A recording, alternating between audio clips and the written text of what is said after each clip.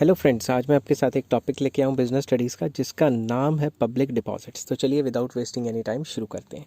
It refers to unsecured deposits invited from public. ये वो unsecured deposits हैं जो पब्लिक से इनवाइट किए जाते हैं। कंपनी इनवाइट करती है लोगों को कि भाई आओ हमारे पास पैसे जमा कराओ। A company wishing to invite public deposits places and advertisements in newspapers, magazines या फिर जो इंटरनेट है उसके ऊपर काफ़ी पब्लिश करेगी और एडवर्टीज़ करने की कोशिश करेगी कि लोगों को पता लगे कि हम पब्लिक डिपॉजिट्स को एक्सेप्ट करते हैं। Any member of the public can apply in the prescribed form and deposit money with the company। कोई भी बंदा आ सकता है पब्लिक में से और फॉर्म फिल कर सकता है और इस टाइप की कंपनी में अपने डिपॉजिट्स करा सकता है, जिसको पब्लिक डिपॉजिट्स कहते हैं। लोग क्यों जमा कराएंगे कंपनी के अंदर? क्योंकि जो बैंक दे रहा है उससे ज़्यादा रेट ऑफ इंटरेस्ट ये कंपनियां दे देती हैं।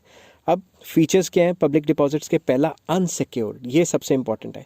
Companies mortgage no assets against the public deposits raised from public. जो जनरल पब्लिक से वो पैसा एक्सेप्ट करेंगे उसके पीछे उन्होंने कुछ गिरवी नहीं रखना, मतलब उसके पीछे कोई सिक्योरिटी या कोई मतलब बैक्ड में कोई एसेट्स नहीं होते। अगर पैसे डूब गए तो डूब गए, ठीक है। इंडिया में एग्जांपल है, DHFL में कई लोगों ने पैसे लगाए थे वो डूब गए, सहारा में कई पैसे लगाए थे वो डूब गए।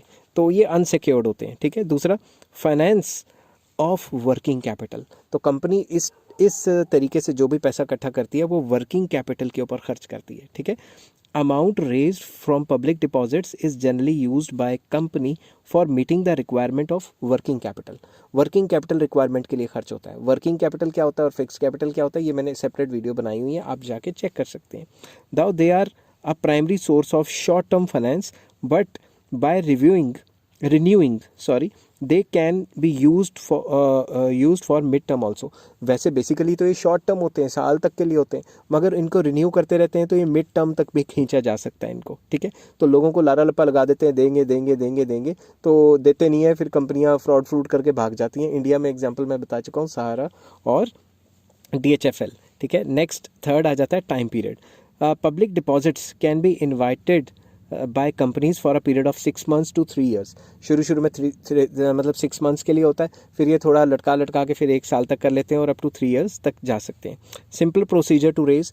तो जब भी कंपनी को पैसा चाहिए तो शेयर मार्केट में शेयर लॉन्च करने का तो बड़ा स्यापा होता है, बैंक में लोन लेना है उसका भी बड़ा स्यापा है, बड़े मतलब फॉर्मेलिटीज़ है, मगर इस टाइप के काम की कोई फॉर्मेलिटीज़ ज़्यादा नहीं है। A company simply has to place an advertisement in the newspaper में एडवर्टीजमेंट देनी है।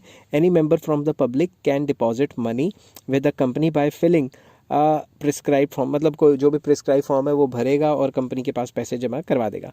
Company issue a deposit receipt, एक डिपॉजिट रिसीट इशू कर देगी, and on the reverse of receipt terms and condition. Receipt के पीछे टर्म्स एंड कंडीशन प्रिंट किए होंगे, ये तो सबको पता ही है, ठीक है। तो ये मतलब प्रोसीजर बहुत आसान है इसको रेस करना। दूसरा आ जाता है repayment. Company has a company which has public deposits is required to set aside 10% of the deposits maturing by the end of the year। तो जो कंपनी के पास पब्लिक डिपॉजिट्स होते हैं उन कंपनियों ने जितना भी पब्लिक डिपॉजिट से पैसा आया है उसका 10% जो है अपने पास रखना खड़े पैर ज़रूरी है, ताकि जिन जिन बंदों के पैसे मैच्योर हो रहे हैं उनके लिए कंपनी को इधर उधर से अरेंज ना करने पड़े या फिर कंपनी बाद में फ्रॉड ना कर जाए, ठीक है। The amount set aside can be use for repaying public deposits. तो ये जो अमाउंट है ये किस लिए यूज़ किया जा सकता है? अगर पब्लिक डिपॉजिट्स को रीपे करने की बारी आती है, किसकी जो कंपनी है वो पब्लिक डिपॉजिट्स को रीपे करेगी तो 10% मिनिमम रखेगी अपने पास, बाकी वो अपने काम में इस्तेमाल कर सकती है। नेक्स्ट आ जाता है economical. Obtaining public deposits involves very less cost. अगर वो लोन लेती या फिर वो शेयर मार्केट में शेयर्स अपने लॉन्च करती तो बहुत उसे इकोनॉमिकल नहीं पड़ता, उसे बहुत खर्चा करना पड़ जाता। Companies don't need to spend on prospectus and जो अंडर राइटर्स होते हैं या उनको कमीशन देना।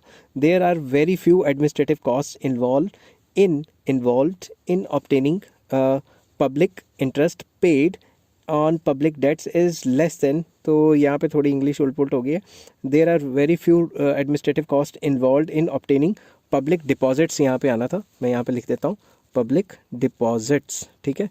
कभी कभी स्पीड में वो हो जाती हैं गलतियाँ क्योंकि मैं काफ़ी स्पीड से लिख रहा होता हूँ। उसके बाद interest paid on public deposit is less than the interest paid on debentures and loans. तो अगर कंपनी डिबेंचर इशू करती है या लोन देती है तो उसमें कंपनी को ज़्यादा पैसे देने पड़ जाते हैं और इसमें कंपनी को काफ़ी ज़्यादा इकोनॉमिकल या सस्ता पड़ता है। नेक्स्ट पॉइंट आ जाता है लिमिटेड अमाउंट, ये सबसे इसकी डीमेरिट है। The amount of funds that can be raised by the way of public deposit is limited. अब ऐसा नहीं है कि कोई भी कंपनी जितना मर्जी पैसा लोगों से एक्सेप्ट कर सकती है, ऐसा नहीं है, लिमिटेड है ये। Because of the legal restrictions public deposit can not exceed 25% of the share capital. जितनी भी कंपनी की शेयर कैपिटल है, शेयर कैपिटल क्या होता है, price of share multiply by quantity of share, जितना भी मार्केट कैप है, जितना भी कंपनी का मार्केट कैप है, इसको हम मार्केट कैप भी लिख सकते हैं। मार्केट कैप मतलब मार्केट कैपिटलाइजेशन, उसका सिर्फ 25% ही वो पब्लिक डिपॉजिट्स में एक्सेप्ट कर सकती है, उससे ज़्यादा नहीं कर सकती। ये रूल्स रेगुलेशन है। ऐसे तो कोई भी कंपनी कितना भी पब्लिक डिपॉजिट एक्सेप्ट करे और कल को बोरी बिस्तरा गोल करके अपना कहीं और चली जाए, बंद ही ना हो जाए। ठीक है, तो आई होप ये वीडियो आपको पसंद आई होगी। अगर आपको ये वीडियो पसंद आई हो तो please like share and subscribe. Next video में मैं लेके आऊँगा डिबेंचर्स क्या होते हैं। Till then take care, have a nice day.